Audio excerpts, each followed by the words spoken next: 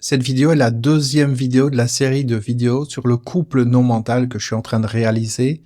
Si t'as pas vu la première vidéo, je te mets le lien dans la description sous cette vidéo. Alors, c'est pas absolument nécessaire que tu les regardes dans l'ordre. C'est mieux, mais bon, si t'es là et que t'as pas vu la vidéo précédente, tu peux regarder celle-ci, c'est ok. Donc, pour en revenir à cette notion de couple non mental, l'idée, c'est que petit à petit, vidéo après vidéo, on va mettre de côté, on va mettre en lumière tout ce qui empêche le couple d'atteindre sa vraie dimension. Parce qu'il y a une vraie dimension d'avoir une vie de couple, et c'est pas ce qu'on nous vend à la télévision, dans les livres, etc. C'est bien autre chose, et on aura l'occasion d'avancer sur ce sujet, donc dans les différentes vidéos. Aujourd'hui, on va se centrer sur la notion, entre guillemets, d'étiquette, sur la notion de vouloir mentaliser l'autre, donc de le faire rentrer dans des cases, de le définir selon des critères bien précis, en disant « il est comme ceci, il est comme cela, voilà sa personnalité, voilà comment il réagit dans telle situation, etc. » On va faire une espèce de carte de l'autre personne, et bien souvent, si on demande dans le cadre d'un couple de pouvoir décrire son conjoint, c'est très facilement que l'autre personne va dire « voilà ses défauts, voilà ses qualités, etc. etc. » Sauf que quand on met un mot sur une personne, on va réduire le champ des possibles de cette personne et on va réduire les perceptions que l'on a de cette personne. Je m'explique. Souvent, on va utiliser des mots pour décrire la personne, voire même pour le critiquer en disant « tu es tout le temps comme ceci, voilà tes défauts. » Je sais pas, je vais prendre un truc au hasard, on va dire « jaloux ». Voilà, ok? Donc on va dire, la personne dit à l'autre « tu es jaloux ». D'accord, ok. La première question à se poser, déjà, c'est est-ce que, par hasard, tout le monde n'aurait pas une part de jalousie à l'intérieur de lui? C'est la première question qu'il faut se poser. Et la personne qui, entre guillemets, accuse l'autre personne de quelque chose comme ça, ou lui met cette étiquette, il faudrait qu'elle se pose la question de savoir est-ce que elle, par hasard, elle n'aurait pas, à certains moments, des comportements qui rentreraient dans cette catégorie. Donc, est-ce qu'à certains moments, elle serait pas jalouse? Est-ce qu'à certains moments, elle serait pas possessive? Il faut se poser la question. Est-ce qu'elle ne l'a jamais été? L'idée, où je veux en venir par rapport à ça, c'est qu'on a tous tout à l'intérieur de nous. Il faut vraiment retenir ça. C'est un élément clé. On a tous tout à l'intérieur de nous. Ça va dépendre des moments, ça va être dans des proportions différentes, ça va dépendre des situations, ça va dépendre du niveau de stress, ça va dépendre de la personne en face, ça va dépendre de plein de choses. On a tout en nous, tout le temps. C'est là, on continue. Et si on va en psychologie ou en psychiatrie, on pourrait dire qu'on a toutes les pathologies à l'intérieur de nous. Tu prends toutes les maladies psychiatriques, on les a toutes. Mais à un certain niveau, à une certaine dose, et dans certaines conditions par rapport à certains moments. Qu'est-ce que ça veut dire? Ça veut dire qu'à partir du moment où chaque personne a absolument tout, quand on va lui mettre une étiquette, on va se focaliser sur un point en particulier qu'on a décidé que cette personne avait, ou alors qu'on a imaginé qu'elle avait parce qu'on a souffert par rapport à tel ou tel comportement comme ça dans le passé, et on va transposer ça sur la personne. En disant, oui, ça me fait penser à Robert ou Jean-Jacques ou je ne sais qui était jaloux, ou je ne sais pas, ou Germaine, Gertrude, ou qui tu veux. Et en fait, on va mettre le focus sur ce point. Et ce point, même s'il est microscopique, on va le trouver tout au fond de la personne, on va le trouver derrière ses comportements, ou on va l'inventer s'il n'est pas là, parce que on projette sur l'autre personne ce qu'on a envie de voir, ou de ne pas voir, c'est pareil. Et à ce moment-là, on va prendre ce truc, où qu'il soit, et on va le remonter à la surface. Et on va dire, t'as vu, je te l'avais dit, t'as vu comment tu t'es comporté, t'as vu ce que t'as dit, etc. Et on le fait remonter. Et comment on le fait remonter? On va l'amplifier.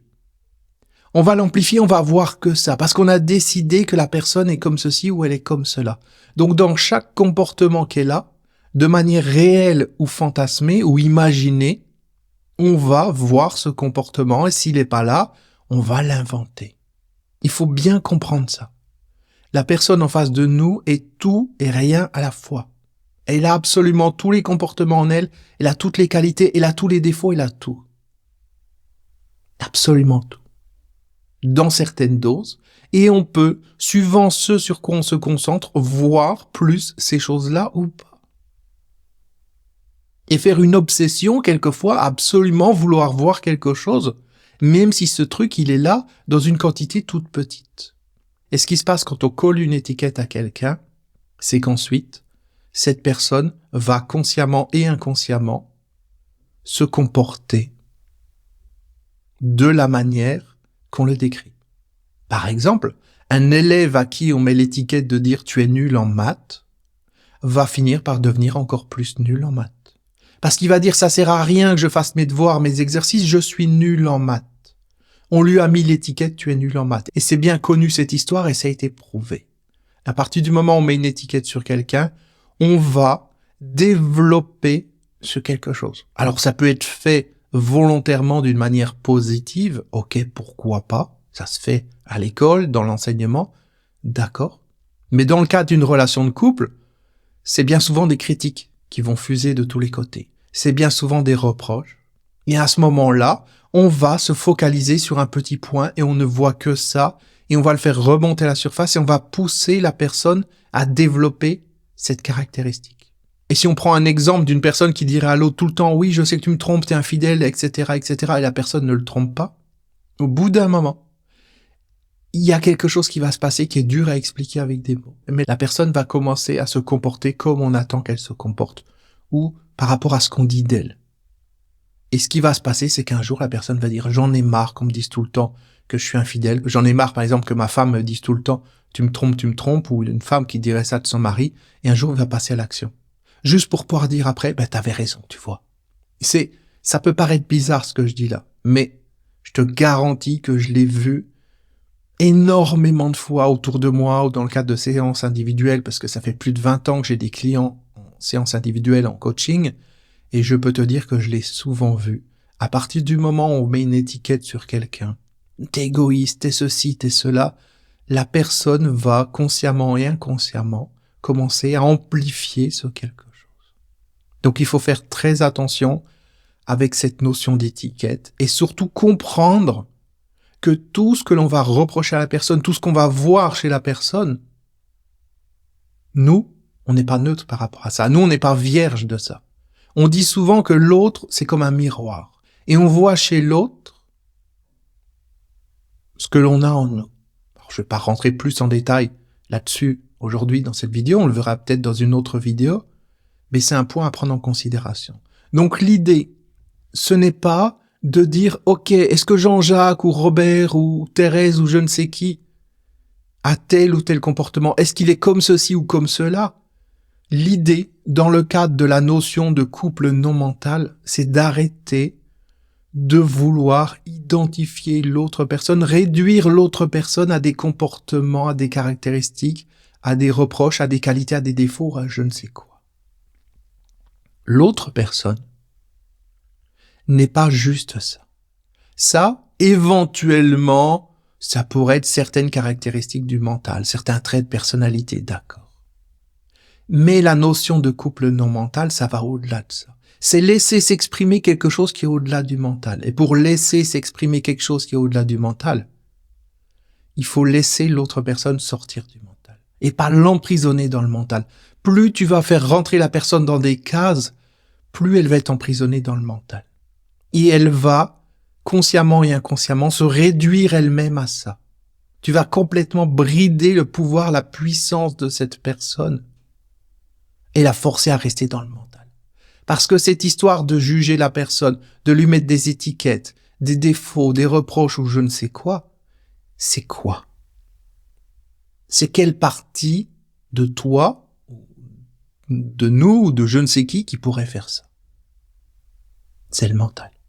C'est le mental qui fait ça. C'est la partie qui juge, la partie qui met des étiquettes, qui dit ça c'est bien, ça c'est mal, ça c'est blanc, ça c'est noir, ça c'est super, ça c'est nul, etc., etc. C'est le mental. Donc à partir du moment où tu mentalises la personne en face, inconsciemment, tu la réduis encore plus à ce mental, tu l'amènes encore plus dans le mental. Et dans le cas d'une relation de couple, on va dire traditionnelle, enfin telle que on la voit partout autour de nous, c'est un mental qui va essayer de dealer, d'interagir avec un autre mental. C'est surtout pas le mental qui va amener l'autre personne à sortir du mental, à développer une autre dimension, qui est la dimension non mentale. Surtout pas. Parce que lui, là, il serait en danger. Le mental serait en danger. Donc le mental va chercher systématiquement à alimenter le mental de l'autre côté et à faire que la personne reste dans le mental. Ça, c'est important de le comprendre. Et plus on va être donc dans ce jugement, dans ces étiquettes, dans cette définition de l'autre, essayer de le réduire à quelques mots, à quelques phrases, plus peut-être ça va nous rassurer intérieurement, ça va rassurer la partie qui pense, ok, mais plus ça va réduire la personne. Parce que la personne, elle n'est pas juste que ça. Un élève qui est nul en maths peut à un moment donné lâcher prise, être inspiré et trouver la solution. Une personne que tu vas juger en disant « celle-là est complètement con, elle est idiote, elle y comprend rien, etc. » ou « elle me comprend pas ». Cette personne, à un moment donné, peut très bien avoir un moment de connexion où elle va te dire une phrase, un mot, un quelque chose qui va te faire bouger. Mais ça ne sera pas possible si tu essayes de réduire la personne juste à une entité mentale. Parce que dans le mental, il y a quasiment rien. Dans le mental, il n'y a pas de nouvelles idées. Dans le mental, il n'y a pas d'inspiration. Dans le mental, il n'y a pas de magie. Dans le mental, il n'y a pas tout ce que l'on cherche. Vraiment, il n'y a même pas de vie dans le mental. C'est inerte. La notion de couple non mental, c'est pas quelque chose que j'ai réfléchi. J'ai pas passé des jours à me dire, il faut que je crée une vidéo, comment je peux l'appeler, pour que ça soit intéressant, etc. Comment je peux réussir à mettre des mots sur quelque chose que je ressens. Non. Ça m'est venu comme ça. Juste avant d'allumer ma caméra, je voulais faire une vidéo sur autre chose. Et à un moment donné, non, j'ai balayé tout ça. Et je dis la vidéo va être sur le couple non mental. Et ça sera une série de vidéos. Parce que ça, je m'autorise à lâcher prise et ça vient et ça remonte. Et c'est pareil pour les comportements, c'est pareil pour tout. Donc à partir du moment où tu essaies de réduire la personne à certains mots, tu figes la personne, tu figes la réalité. La réalité ne peut plus bouger. Tu comprends ? Encore une fois, je reprends l'exemple de l'élève à qui on dit t'es nul en maths, c'est terminé. On lui a mis une étiquette, c'est foutu jusqu'à la fin de sa vie, il sera même pas capable de calculer même un truc tout simple. Parce qu'on lui a dit t'es nul en maths, on lui a défini une identité par rapport à ça. Donc il faut faire super gaffe, il faut même arrêter, dans le cadre d'une relation de couple, de mettre des étiquettes sur l'autre, de faire des reproches à l'autre, d'accuser l'autre, ou de lui transposer sur la tête tout ce que tu as pu vivre dans le passé, de traumatisme ou quoi que ce soit, et puis de dire, voilà, t'es comme un tel, etc. Ça, c'est le pire qui puisse se passer dans une relation de couple. Et à un moment donné, la notion de couple non mental, c'est aussi une notion de prise de conscience. C'est une notion d'être capable de descendre à l'intérieur de soi et de sortir du pilotage automatique du mental qui fait des dégâts au quotidien, qui fait des dégâts dans les relations de couple, qui fait des dégâts à tous les niveaux. Le mental qui n'y connaît rien, qui veut savoir, qui te dit oui, il faut faire comme ceci, il faut faire comme cela, mais en fait la seule chose que le mental il veut, c'est te mettre dans la souffrance. Il veut te faire souffrir, il veut te montrer ce qui va pas, il veut te montrer des problèmes pour que tu penses encore plus et après ils disent je vais t'aider à les résoudre. Tu sais, ça serait un peu, pour faire une parenthèse, comme des politiciens qui créeraient des problèmes et puis après ils disent aux gens je vais vous aider à les résoudre. C'est ça. Ils disent aux gens qu'ils vont les aider à résoudre des problèmes que eux-mêmes ont créés d'une autre manière, en tout cas d'une manière qu'on ne voit pas nécessairement consciemment. Et c'est exactement pareil pour le mental. Le mental va créer des problèmes dans ta vie et après il va te dire mais je suis là pour t'aider, je vais t'aider, pas de problème. Allez, réfléchissons un petit peu à la situation, analysons un petit peu, etc. Et du coup, ça lui donne encore plus de pouvoir. Donc il faut sortir de ça. Parce que la personne n'est pas juste le mental. La personne est quelque chose de plus que le mental. Et le couple non mental, c'est avoir la conscience suffisante pour soi-même sortir du mental. C'est ce qu'on apprend à faire petit à petit à travers les différentes vidéos de cette chaîne YouTube. Donc sortir du mental, sortir de la prison du mental. Et ensuite, petit à petit, j'ai envie de dire, parce qu'on raisonne ça, amener la personne en face à faire la même chose. Non pas en lui expliquant mentalement les choses, mais par rapport à notre attitude. Ou au moins, ne pas entretenir certains processus mentaux chez la personne. Déjà au moins ça. Si on n'entretient pas le processus, si on nourrit pas le processus, si on nourrit pas le mental de la personne, c'est déjà ça. Et ensuite, ça permet à la personne de pouvoir vraiment s'exprimer. Ça permet à la personne, quand on arrête de la mentaliser, de s'ouvrir à autre chose, de s'ouvrir à sa créativité, de s'ouvrir au plus beau qui est à l'intérieur d'elle, de s'ouvrir à son intuition. D'ailleurs, en parlant d'intuition, dans la famille accusation, il y a une phrase qui est terrible. C'est la personne qui va dire à l'autre « T'as toujours raison ». Alors ça, je sais pas s'il existe quelque chose de pire que ça. Parce que t'as toujours raison, c'est la meilleure manière pour détruire totalement le dialogue entre deux personnes. T'as toujours raison, ça veut dire que l'autre personne n'osera plus jamais nous affirmer quelque chose parce qu'elle aura peur qu'on lui dise « Tu vois, tu veux toujours avoir raison ». La personne n'osera plus affirmer des choses. Et si à un moment donné, elle a des intuitions, si à un moment donné, elle a quelque chose qui est au-delà du mental, qu'elle a envie de communiquer à l'autre personne, qui peut aider l'autre personne, elle n'osera pas le faire. Parce qu'elle se dira, l'autre personne va encore me dire que j'ai toujours raison. Et du coup, ça castre totalement la personne.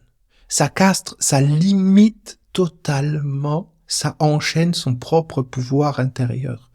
Le pouvoir intérieur de chaque personne, c'est quelque chose d'important. Et dans le cadre d'une relation de couple non mentale, l'objectif, c'est pas d'arriver à la satisfaction de l'ego parce que l'autre personne est exactement comme on veut et fait tout ce qu'on veut. Dès qu'on bouge le petit doigt, il arrive en courant, il dit « Oh mon chéri, ma chérie, oui, je vais faire tout ce que tu veux et tout. » Non. Le but d'une relation de couple, c'est d'amener l'autre personne à se connecter au non-mental. C'est d'amener l'autre personne à sortir du mental, non pas en lui expliquant, parce qu'on peut pas expliquer le non-mental avec le mental, mais au moins en lui montrant l'exemple. Au moins en n'entretenant pas certains schémas. Ça, c'est important. En lui redonnant sa liberté. Quand on donne la liberté à la personne d'être, quand la personne se sent libre d'exprimer tout ce qu'elle a envie d'exprimer, alors attention. Je dis pas exprimer toutes les conneries du mental, c'est pas ça. C'est exprimer toute la beauté qui est en elle. Exprimer toute une magie qui est à l'intérieur et qui va venir du non-mental. Parce que le non-mental, il va pas critiquer, il va pas analyser, il va pas mettre des étiquettes. Le non-mental, il va pouvoir dire la bonne phrase, la bonne chose au bon moment. Le non-mental, il va pouvoir mettre en place la bonne action, faire le quelque chose qui va faire que le couple va en ressortir grandi. Mais ça, ce n'est pas possible quand la personne a peur parce qu'on l'a réduit au mental et elle est tout le temps en train de penser à dire « Est-ce que je vais bien faire? Est-ce que je vais mal faire ?» C'est pas possible. Il faut que la personne se sente en sécurité de lâcher prise. Encore une fois, pas lâcher prise sur les conneries du mental. C'est pas que la personne se sente en sécurité pour t'insulter à longueur de journée, te dire n'importe quoi, te critiquer ou te faire je ne sais quelle remarque qui n'est pas fondée ou qui est une transposition du passé qu'elle projette sur toi. Non, c'est pas ça. C'est qu'elle se sente libre de se connecter à sa puissance intérieure. Qu'elle se sente libre de descendre à l'intérieur d'elle. Qu'elle ne se sente pas jugée, parce que quand on se sent jugé, ça veut dire qu'on a une étiquette, et si on a une étiquette, on est réduit juste à du mental. Je sais que cette vidéo n'est premièrement pas nécessairement facile à entendre, et deuxièmement pas nécessairement facile à intégrer. Ou alors qu'il y a des personnes qui vont dire « Ah ben oui, mais c'est tellement vrai, super, c'est génial, etc. » Parfait, c'est déjà une bonne étape. Mais après, la question à se poser, c'est est-ce que réellement j'applique ça dans mon quotidien?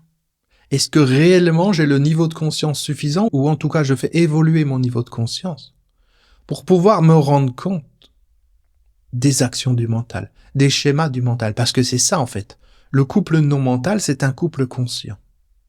Un couple qui ne se laisse pas embarquer par les automatismes du mental, par les peurs, par les projections, par la critique, par tout un ensemble de choses de surface qui sont le quotidien des autres couples. Parce que quand ils sont dans le mental, il y a toute une dimension à laquelle ils n'accèdent pas. Et là, on n'est pas encore venu dans cette dimension. On est juste en train de déblayer, on est juste en train de mettre de côté, de désamorcer tous les comportements qui ne sont pas adaptés au développement du couple non mental. Mais petit à petit, on va avancer. Et il y a une magie qui va se passer. Il y a une nouvelle dimension qui va s'ouvrir.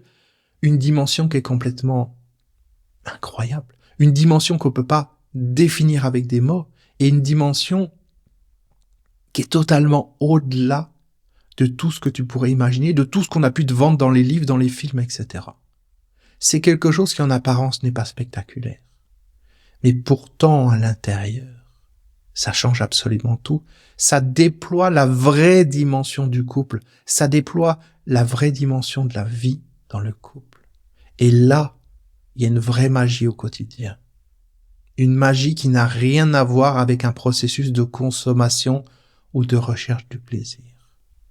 Une magie de l'instant. Une magie de quelque chose qui se vit et qu'on est libre de vivre parce qu'on a mis de côté toutes les conneries du mental. Et je dis toutes les conneries du mental, mais je pourrais dire même toutes les bonnes choses du mental, parce que c'est pareil. Tout ce qui vient du mental, c'est des conneries, dans le sens où le mental ment. Il va faire que tu vas projeter sur l'autre des qualités, des défauts, du positif, du négatif, mais dans tous les cas, c'est pareil. Je suis pas en train de te dire dans cette vidéo qu'il faut arrêter de critiquer l'autre et juste le féliciter. Non, c'est mieux que rien. C'est mieux que rien. Si tu ressors de cette vidéo avec ça, en disant je vais arrêter de critiquer mon conjoint et puis je vais simplement le féliciter ou le stimuler positivement pour l'aider à développer ses qualités, c'est déjà ça. Mais la vraie dimension du couple non mental, c'est au-delà du positif et du négatif. C'est au-delà de tout ça. Donc on n'est pas en train de changer un comportement par un autre.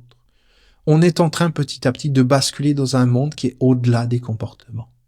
Et c'est dans ce monde au-delà des comportements que la vraie magie va pouvoir opérer et que la vraie satisfaction va pouvoir arriver et que la vraie fonction du couple que tu découvriras par la suite va pouvoir s'exprimer. Cette fonction du couple qui fait qu'il est important effectivement d'être à deux et que le fait d'être à deux, d'être en couple, c'est pas juste une histoire d'être à deux pour payer le loyer ou pour s'occuper des enfants ou pour faire à manger ou pour les tâches ménagères. Non. Ou pour pas s'ennuyer. Non. C'est pas ça. Il y a autre chose.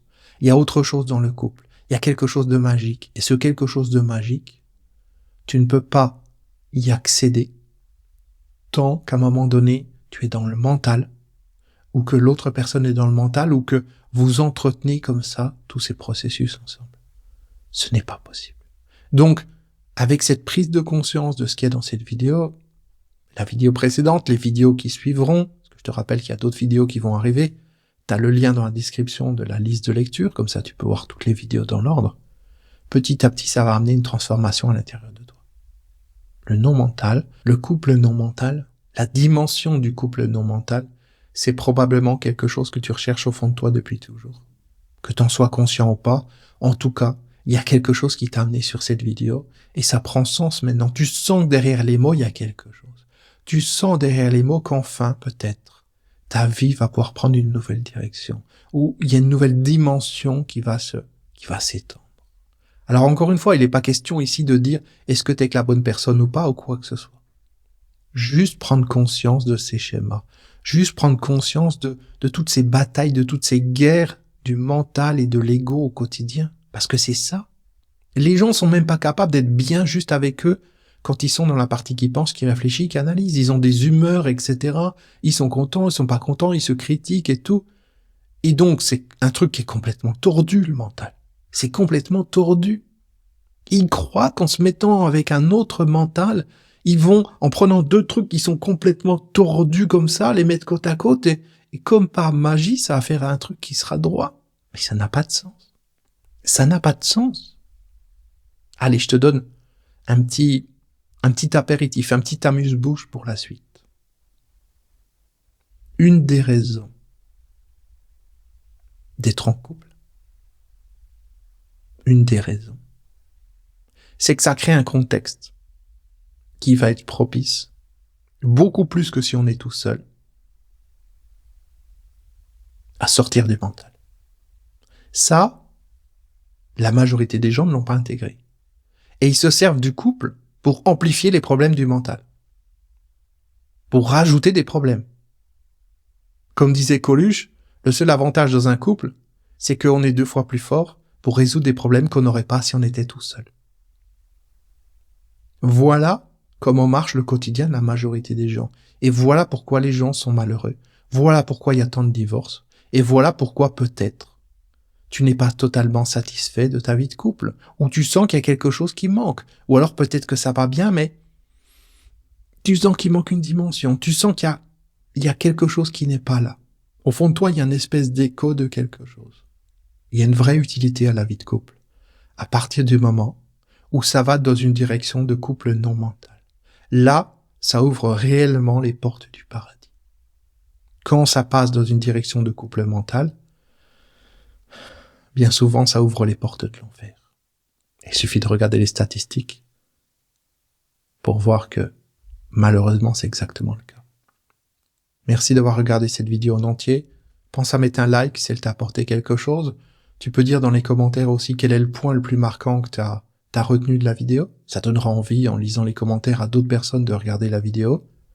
Pense à t'abonner à la chaîne si c'est pas encore fait, puisque je vais publier d'autres vidéos de cette série. Si tu sens que quelqu'un autour de toi a besoin de voir cette vidéo, n'hésite pas à lui transmettre. Et puis je te dis à très bientôt pour la suite. Ciao.